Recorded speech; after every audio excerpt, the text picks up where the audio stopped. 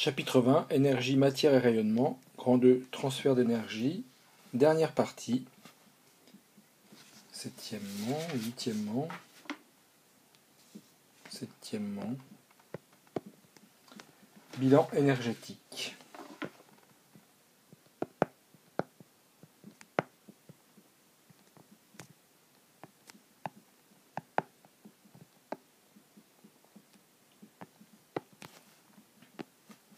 Nous allons prendre deux exemples simples. Le premier,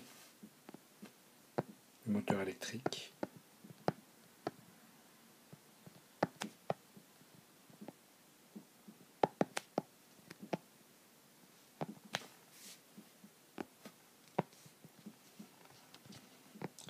Donc pour le moteur électrique, on va symboliser le moteur comme cela.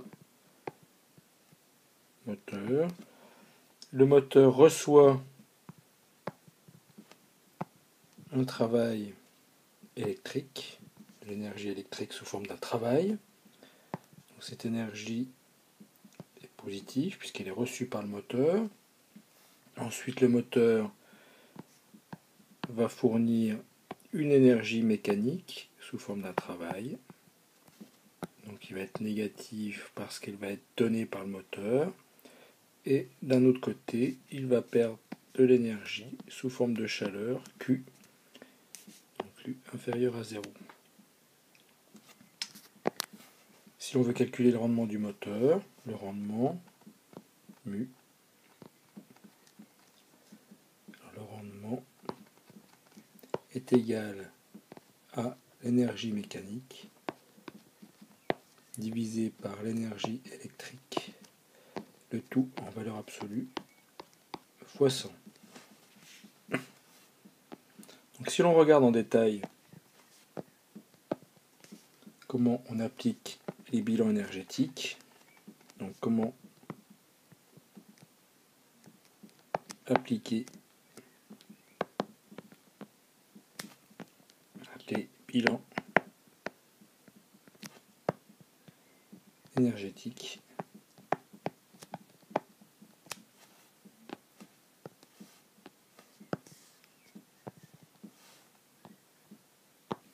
Si l'on étudie un système,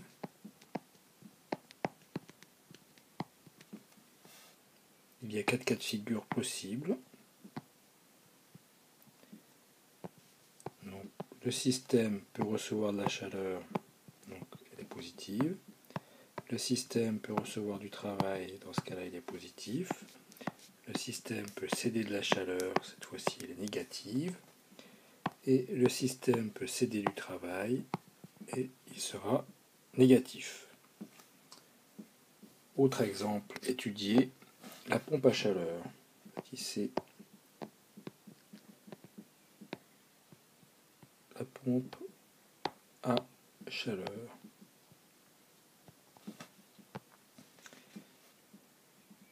La pompe à chaleur utilise une astuce thermique pour récupérer la chaleur d'une source froide. Effectivement, on sait que l'évaporation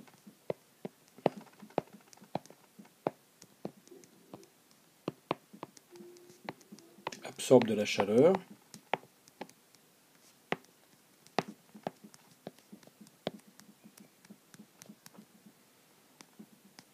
Donc on passe d'un état liquide à un état gazeux.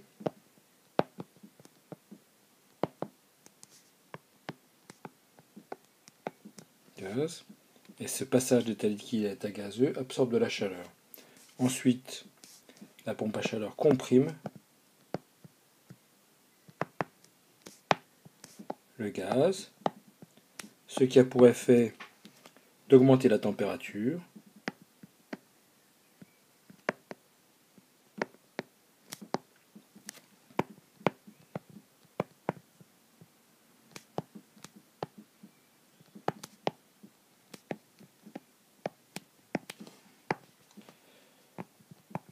Le gaz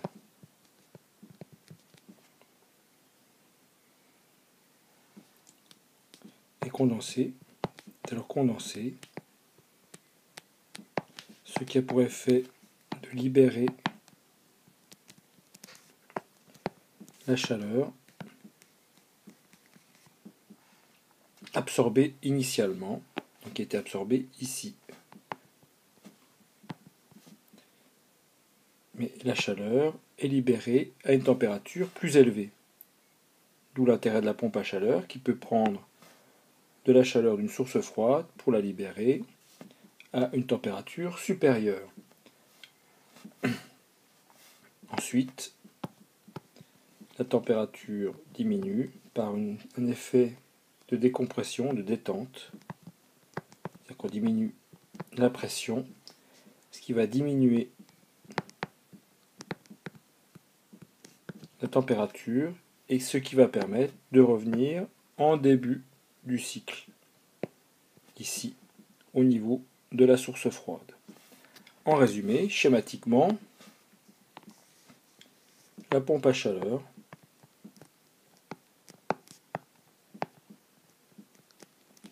absorbe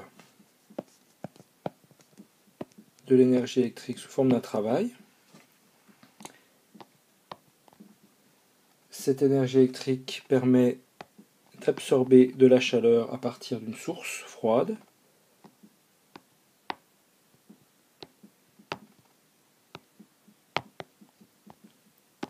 Celle-ci est libérée vers une source chaude. Et bien sûr, lors de la détente, on a aussi des pertes de chaleur. Donc si on représente les signes, ici c'est positif, ici c'est positif, là c'est négatif, et là c'est négatif. Pour une pompe à chaleur, on détermine le COP, le coefficient de performance, qui correspond à la chaleur libérée, donc Q chaude, sur l'énergie électrique fournie. Donc tout cela en valeur absolue, alors pas forcément x100 d'ailleurs. Et pour les bonnes pompes à chaleur, on obtient un COP qui peut aller jusqu'à 6. C'est-à-dire qu'avec un travail électrique de 2 kW, on peut récupérer une chaleur correspondant à 12 kW.